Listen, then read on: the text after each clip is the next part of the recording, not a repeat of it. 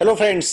सो HDFC Bank के Q2 FY21 के results आ चुके हैं। तो मैंने सोचा चलो एक छोटा सा वीडियो इन रिजल्ट्स पे बनाया जा सकता है।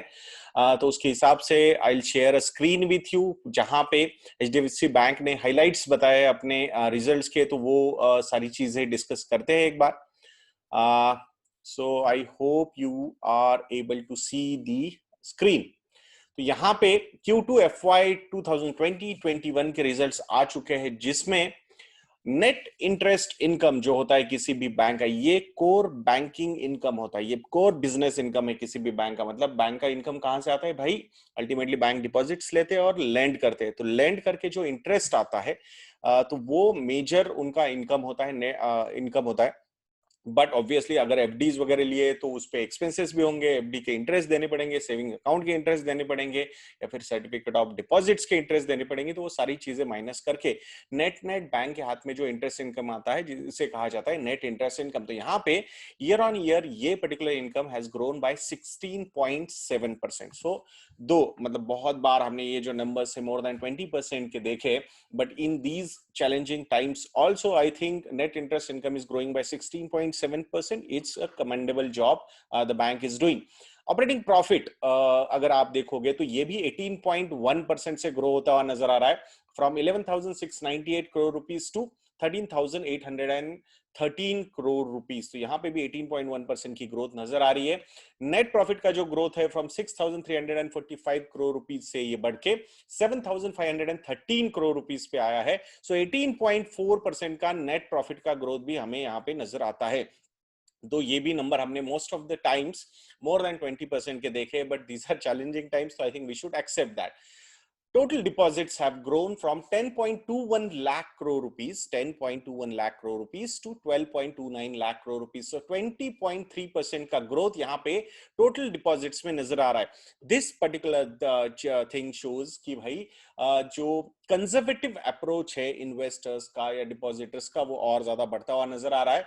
नॉर्मली बैंक डिपॉजिट्स को सिलेक्ट करना, that to bank deposits from HDFC bank, जहां पे इंटरेस्ट रेट्स भी काफी ज्यादा कम है, वहां पे जाके लोग इन्वेस्ट कर रहे हैं। So it shows the conservative या फिर pessimism in the market and that is clearly visible. But ऐसे डिफिकल्ट टाइम्स में जहां पे बैंक को पैसों की जरूरत हो सकती है, हो सकता है एनपीएस का नंबर आने वाले समय में बढ़ सकेगा बिकॉज ऑफ द मोरेटोरियम के बाद वाले जो साइड इफेक्ट्स होते हैं जो हम ये क्वार्टर में देखना शुरू करेंगे। So will have to watch Q3 FY21 के रिजल्ट्स कैसे आते हैं। I think that is going to be a challenging quarter for most of the banks in Indian banking industry. तो यहाँ पे 20.3% से टोटल डिपॉजिट्स ग्रो हुए। टोटल एडवांसेस की अगर हम बात करते हैं तो यहाँ पे एडवांसेस की growth year on year is at 15.8%. It means the deposits are growing more but the advances are not happening. Maybe credit worthiness बहुत ज्यादा नजर नहीं आ रहा है bank on, that's why bank is not taking that much of aggressive call. So 8.96 lakh crore rupees से ये total advances यानी loans बढ़ के गए हैं 10.38 लाख करोड़ रुपीस तक। सो यहाँ पे 15.8% की ग्रोथ है। सो डिपॉजिट्स लोन से ज्यादा परसेंटेज पे ग्रो हो रहे, दो 15.8% is not a small number. आज की घड़ी में जो एग्रेसिवनेस कॉर्पोरेट लेंडिंग में एचडीएफसी बैंक दिखा रहा है वो बाकी बैंक्स दिखाने की मतलब पोजीशन में नहीं है। Reason behind because of the NPAs are those banks जो ट्रेडिशनली आईसीआईसीआई बैंक हो या फिर एसबीआई हो या फिर एक्सिस बैंक हो, वो उतना बड़ा नंबर अचीव करने की कोशिश नहीं कर रहे। Though SBI can take that call because of the government pressure, but other two banks, ICICI Bank and Axis Bank, are not that aggressive on corporate lending. So ये एक opportunity शायद HDFC bank को यहाँ पे नजर आ रही है। Then balance sheet की अगर आप साइज देखोगे तो total balance sheet size has grown by 21.5% from 13.25 lakh crore rupees to 16.09 lakh crore rupees. This is the biggest private bank of India. और यहाँ पे 21.5% से ये ग्रो होना, इसके पीछे के रीजंस, बैलेंस शीट बड़ा होने के पीछे के सबसे बड़े रीजन है the deposit growth which they have seen of 20.3% over year on year अगर हम बात करते हैं। नाउ कुछ और पैरामीटर्स अगर आप देखोगे, सो कोर नेट इंटरेस्ट मार्जिन जो है कंपनी का कंसिस्टेंटली मोर देन 4% नजर आ रहा है. सो आई थिंक 4.1% का कोर नेट इंटरेस्ट मार्जिन है, that is phenomenal.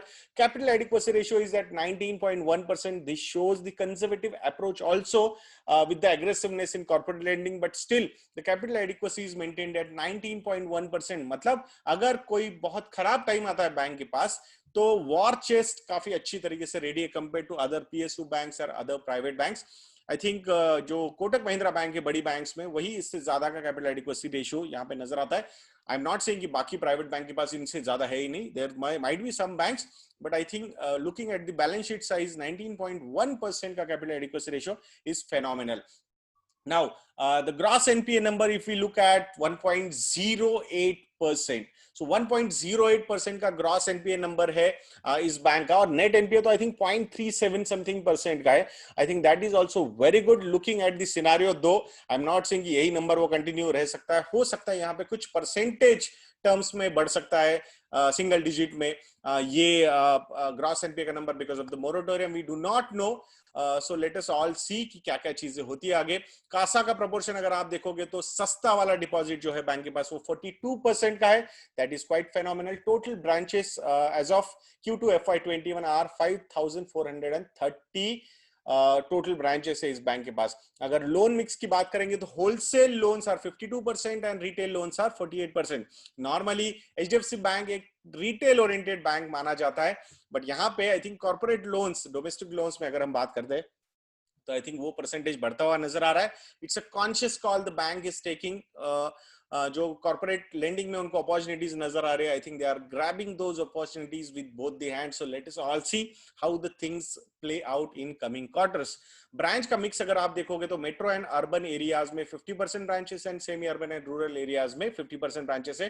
So I do not feel कि there is any problem. Very well मतलब जियोग्राफिक प्रेजेंस अगर आप देखोगे तो मुझे काफी अच्छी तरीके से नजर आ रहा है, whether it is rural, semi urban और urban and metro. I think there should not be any problem for that. So I hope कि ये छोटा सा वीडियो आप लोगों को अच्छा लगा होगा. ऐसे ही आई थिंक वीडियोस हम आगे भी आप लोगों के लिए बनाते जाएंगे. और इफ यू फील कि we are doing a good job तो हमारी वेबसाइट है investindia.in. वहां पे जाके आप हमारे मॉडल पोर्टफोलियोज को ट्राई कर सकते हो. स्टॉकोमीटर ये भी एक वहां पे हमने फीचर डेवलप किया है, तो उसे भी यूज करके आप बहुत सारी कंपनीज का फाइनेंशियल डेटा वहां पे देख सकते हो. तो मैं आशा करूंगा कि आप हमारी वेबसाइट इन्वेस्ट इंडिया को विजिट करोगे और वो ये सारी पेड सब्सक्रिप्शन को भी सब्सक्राइब करोगे. तो ऐसे वीडियोस के लिए हमारा चैनल देखते रहिए और नेक्स्ट वीडियो तक के लिए मुझे आज्ञा दीजिए दोस्तों. जय हिंद.